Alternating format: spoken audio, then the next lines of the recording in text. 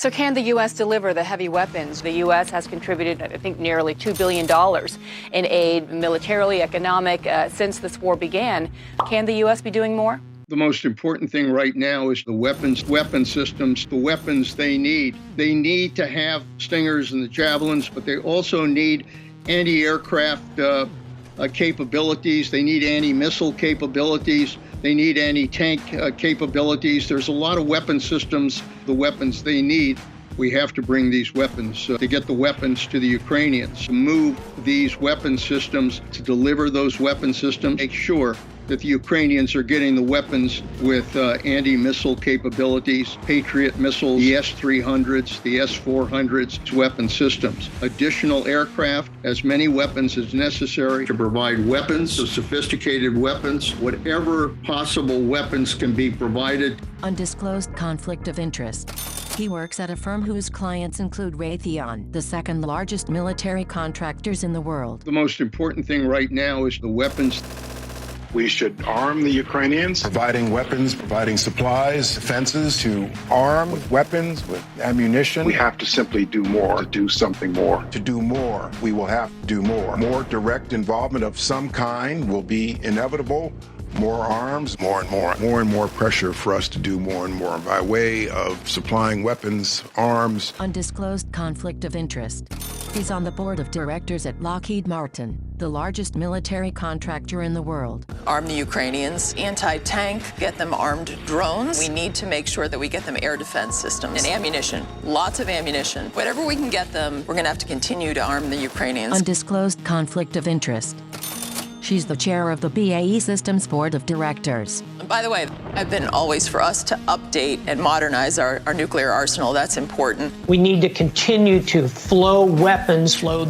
They need missiles, anything they ask for. We need to get the weapons systems, heavy weapons. We ought to be giving them anti-ship missiles, combat jets, good fighter, ammo, howitzers, plenty of firepower, everything. Tanks, the Javelin, get those weapons systems. The S-300 is a good start, but boy, have we got better kit than that to offer, frankly. Patriot, THAAD, additional offensive capability. These are systems, missile defense systems. Order now. The weapon systems, shopping list. We've got a lot of systems.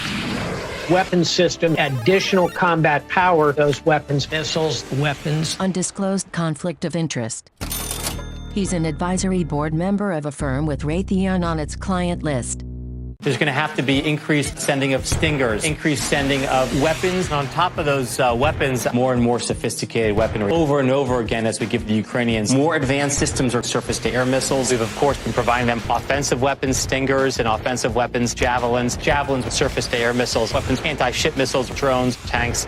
The Ukrainians are going to need those more sophisticated weapons systems. Need surface-to-air missiles and air defenses, counter-rocket, counter-artillery, counter-mortar, counter-missile, surface-to-air missiles. $1 billion of more security assistance. That's what the way the world is going to have to go in responding. Undisclosed conflict of interest. His client list includes Raytheon. We're going to have to engage in a long, indirect war. This is World War 2.5. World War 2.5 will last for a very long time. Well, what the U.S. should be doing is more of what we are doing, which is we need to be supplying as much as we possibly can munitions like anti-tank Javelin missiles, shoulder-fired missiles, small munitions.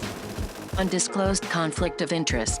She's on the board of military contractor Booz Allen, and her firm's client list includes Boeing. Aircraft. We should also be trying to get them some more planes, some aircraft to fly. There's talk right now of the U.S. giving Poland some fighter jets so that Poland can give those MiGs that the Ukrainians know how to use.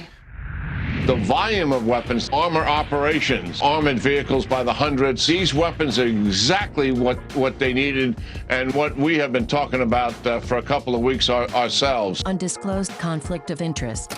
He was the longtime chairman of AM General. We're going to have to find ways to keep that equipment rolling. Let's do more.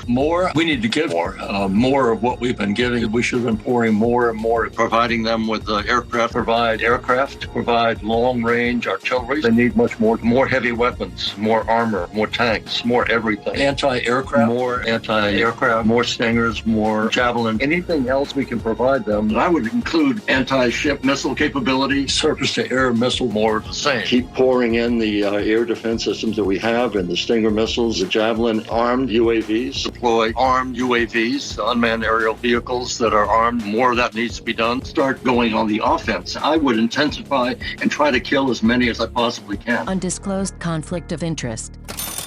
His client list includes Lockheed Martin, the largest military contractor in the world. I want, I'm sure just like you, want to see as many weapons as possible. Yeah, I was just going to say, I couldn't agree with you more. Sending in the weapons is not going to be enough. Maybe it's time, as the commercial says, to send the very best and start sending in U.S. weapons. Weapons that will be constantly coming their way. 1,000 missiles a day. Like, this isn't the end. We're going to keep this spigot open here and keep flowing arms. Many powerful weapons. And what I think we're settling into is going to be a long war. This isn't going to be a war that's measured in months, but likely years. This war will continue to go on. This war is something that will likely go on for months, if not years ahead. And Vladimir Putin would love nothing more than our attention to get diverted. So staying focused on this front and center is our obligation here in the media.